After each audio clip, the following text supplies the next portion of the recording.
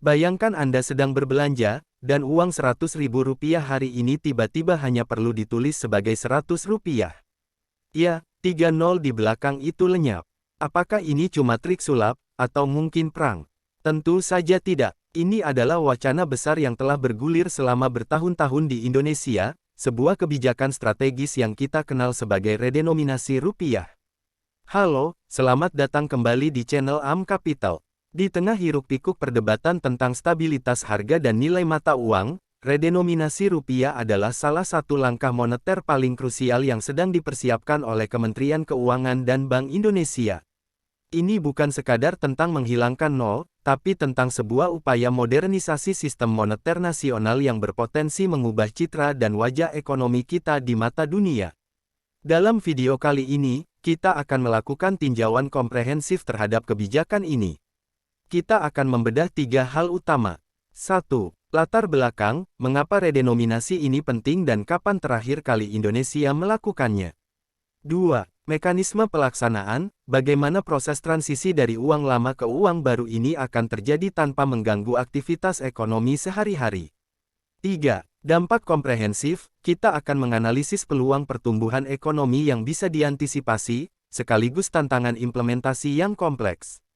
Dengan memahami dimensi mendalam dari redenominasi rupiah, kita tidak hanya menjadi penonton, tapi juga pelaku yang siap menghadapi transformasi mata uang kita sendiri. Jadi, kalau redenominasi bukan sulap, apa sebenarnya tujuannya?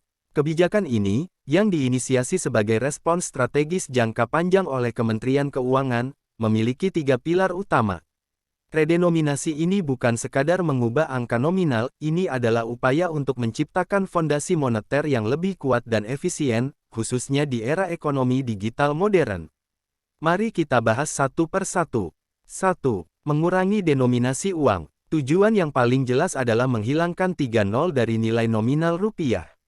Bayangkan, uang Rp1.000 lama menjadi Rp1 baru. Tindakan ini menyederhanakan transaksi ekonomi secara signifikan dan, secara psikologis, mengurangi ketergantungan atau penggunaan uang tunai dalam jumlah yang terlalu besar. Kita tidak perlu lagi membawa setumpuk uang hanya untuk transaksi harian. Intinya, membuat rupiah kita lebih ringkas. 2. Meningkatkan efisiensi. Yang kedua adalah soal efisiensi. Dengan denominasi yang lebih kecil, kalkulasi keuangan menjadi jauh lebih mudah, dan ini secara otomatis mengurangi risiko kesalahan perhitungan, baik di tingkat mikro oleh pedagang maupun di tingkat makro dalam laporan keuangan perusahaan. Selain itu, sistem moneter nasional akan memiliki transparansi yang lebih baik dan lebih mudah dikelola. Inefisiensi yang tercipta dari nol yang terlalu banyak akan hilang. 3. Stabilitas nilai tukar. Dan yang tak kalah penting, redenominasi bertujuan untuk memperkuat posisi rupiah di pasar internasional. Mata uang dengan denominasi yang lebih rasional dan lebih mudah dipahami akan meningkatkan kredibilitas dan mudah diterima oleh pelaku bisnis global. Ketika rupiah menjadi setara dengan mata uang negara-negara berkembang lainnya, ini akan memudahkan perbandingan dan meningkatkan daya saing rupiah. Latar belakang kebijakan ini berakar dari analisis mendalam pemerintah terhadap tren ekonomi global dan domestik. Inflasi yang terus-menerus selama 2 dekade terakhir telah mengakibatkan nilai nominal rupiah menjadi sangat besar, menciptakan inefisiensi dalam sistem pembayaran dan transaksi bisnis. Redenominasi hadir untuk mengkonversi Rp1 baru sama dengan Rp1.000 lama, menciptakan denominasi yang lebih seimbang, yang lebih mudah dikelola, baik dalam transaksi elektronik maupun tunai. Sekarang, muncul pertanyaan terbesar, bagaimana Bank Indonesia dan pemerintah akan melaksanakan perubahan sebesar ini tanpa menimbulkan kepanikan atau kekacauan ekonomi. Redenominasi bukanlah kebijakan yang dilakukan dalam semalam. Pelaksanaannya dirancang melalui 5 tahapan komprehensif yang fokus pada transisi yang mulus dan minim disrupsi. 1. Persiapan dan sosialisasi awal. Tahap pertama adalah yang paling krusial, sosialisasi masif. Bank Indonesia dan Kementerian Keuangan akan memulai kampanye besar-besaran kepada seluruh lapisan masyarakat, pelaku usaha, dan institusi keuangan. Tujuannya adalah memastikan semua orang memahami mekanisme, manfaat, dan perbedaan antara redenominasi dan sanering pemotongan nilai uang yang merugikan. Pemahaman adalah kunci untuk menghilangkan kecemasan. 2. Produksi uang baru. Secara paralel, Bank Indonesia akan meningkatkan kapasitas pencetakan dan mempersiapkan infrastruktur logistik untuk memproduksi dan mendistribusikan uang rupiah baru ke seluruh penjuru Nusantara. Uang baru ini akan memiliki desain yang sama atau serupa, hanya saja tanpa 3 nol di belakangnya. 3. Periode transisi ganda. Ini adalah inti dari pelaksanaan. Uang lama dan uang baru akan beredar bersamaan untuk jangka waktu tertentu, bisa beberapa tahun.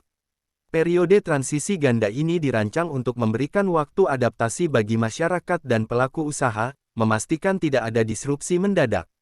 Selama masa ini, semua harga dan sistem pembayaran harus mencantumkan dua denominasi, nilai lama dan nilai baru, misalnya, Rp10.000, Rp10. 4. Penarikan uang lama. Setelah masyarakat terbiasa dan sistem siap, uang dengan denominasi lama akan mulai ditarik secara bertahap dari peredaran. Penarikan ini dilakukan melalui mekanisme penukaran di bank-bank dan institusi keuangan di seluruh Indonesia, sehingga uang lama yang ada di tangan masyarakat perlahan-lahan kembali ke Bank Indonesia. 5. Konsolidasi sistem. Tahap terakhir adalah konsolidasi sistem. Sistem finansial digital dan infrastruktur pembayaran, termasuk mesin ATM dan sistem point of sale POS akan disesuaikan sepenuhnya untuk menggunakan denominasi baru sebagai standar transaksi nasional. Ini adalah momen ketika 3 nol benar-benar hilang dari pembukuan dan kehidupan sehari-hari kita. Perlu digarisbawahi, pemerintah telah melakukan persiapan teknis dan administratif yang sangat detail, mulai dari perubahan sistem akuntansi perbankan, upgrade infrastruktur teknologi, hingga pelatihan ekstensif bagi petugas layanan pelanggan. Mekanisme khusus juga dipersiapkan untuk melindungi kelompok masyarakat rentan dan memastikan bahwa transisi ini berjalan adil bagi semua. Setelah memahami alasan dan mekanisme pelaksanaannya, kini kita perlu menganalisis apa dampaknya bagi ekonomi kita. Redenominasi adalah pedang bermata dua, membawa peluang strategis sekaligus risiko implementasi yang perlu diwaspadai. Redenominasi membawa 4 keuntungan signifikan. 1. Peningkatan daya saing global. Dengan denominasi yang lebih rasional, rupiah akan terlihat lebih stabil dan profesional di mata investor dan pelaku pasar internasional. Hal ini dapat meningkatkan kepercayaan, memfasilitasi ekspansi bisnis Indonesia di pasar global, dan membuat rupiah lebih mudah diterima dalam transaksi cross-border. 2. Pertumbuhan UMKM. Bagi usaha mikro, kecil, dan menengah UMKM, denominasi yang lebih sederhana akan memudahkan kalkulasi dan pencatatan keuangan. Ini adalah langkah kecil yang sangat membantu UMKM meningkatkan akurasi pembukuan mereka, dan pada akhirnya, membuka akses yang lebih luas ke layanan perbankan digital. 3. Efisiensi transaksi elektronik. Redenominasi akan mempercepat adopsi sistem pembayaran digital dan fintech. Dengan mengurangi ketergantungan terhadap uang tunai yang nolnya banyak, kita menciptakan ekosistem keuangan yang lebih modern, transparan, dan efisien. 4. Stabilitas inflasi. Dengan basis moneter yang lebih rasional, Bank Indonesia dapat melakukan kontrol inflasi yang lebih presisi dan efektif, mendukung pertumbuhan ekonomi berkelanjutan dalam jangka panjang. Namun, optimisme ini harus dibarengi dengan kehati-hatian terhadap dua jenis tantangan utama. 1. Tantangan sosial dan budaya. Risiko terbesar adalah kebingungan masyarakat dalam beradaptasi dengan denominasi baru selama periode transisi ganda. Kesalahan transaksi dalam periode ini berpotensi terjadi. Selain itu, ada kekhawatiran kelompok usia lanjut terhadap perubahan sistem moneter. Untuk mengatasi ini, dibutuhkan edukasi finansial yang masif dan berkelanjutan dari pemerintah. 2. Tantangan teknis dan operasional. Secara teknis, biaya produksi dan distribusi uang baru sangat besar. Ada juga risiko gangguan pada sistem pembayaran selama penyesuaian infrastruktur dan kebutuhan upgrade teknologi di ribuan institusi perbankan. Selain itu, potensi spekulasi pasar yang memanfaatkan ketidakpastian bisa mempengaruhi stabilitas nilai tukar rupiah. Proyeksi Bank Indonesia menunjukkan bahwa jika redenominasi dikelola dengan baik, ia berpotensi meningkatkan pertumbuhan PDB sebesar $0,3 hingga $0,5 dalam jangka menengah.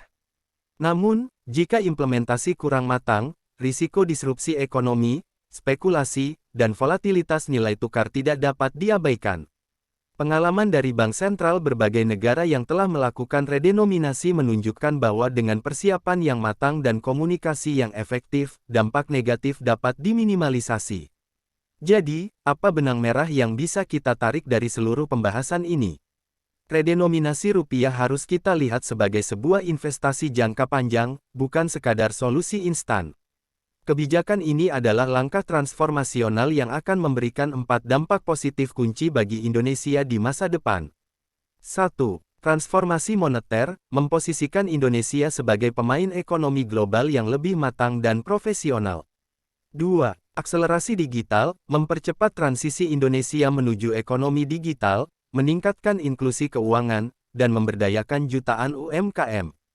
3. Stabilitas makro, memberikan Bank Indonesia sarana moneter yang lebih seimbang untuk respons yang lebih efektif terhadap dinamika ekonomi global.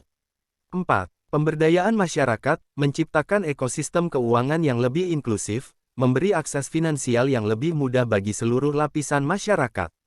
Untuk mewujudkan prospek cerah ini, dibutuhkan langkah strategis yang berkelanjutan. Sosialisasi berkelanjutan, pemerintah harus menjaga kampanye edukasi yang konsisten dan mudah dipahami ke semua segmen masyarakat. Dukungan infrastruktur, investasi besar dalam upgrade teknologi finansial harus dipastikan merata hingga ke seluruh wilayah Indonesia. Monitoring dan evaluasi, pemantauan real-time terhadap dampak redenominasi sangat penting. Komunikasi transparan, pemerintah harus membangun kepercayaan publik melalui komunikasi yang jujur, responsif, dan siap terhadap kekhawatiran masyarakat. Prospek jangka panjang menunjukkan bahwa redenominasi bukanlah sekadar perubahan teknis, tetapi simbol komitmen Indonesia untuk menjadi ekonomi yang lebih modern dan kompetitif. Ini adalah katalisator untuk pertumbuhan ekonomi berkelanjutan dan peningkatan kesejahteraan rakyat Indonesia dalam dekade mendatang.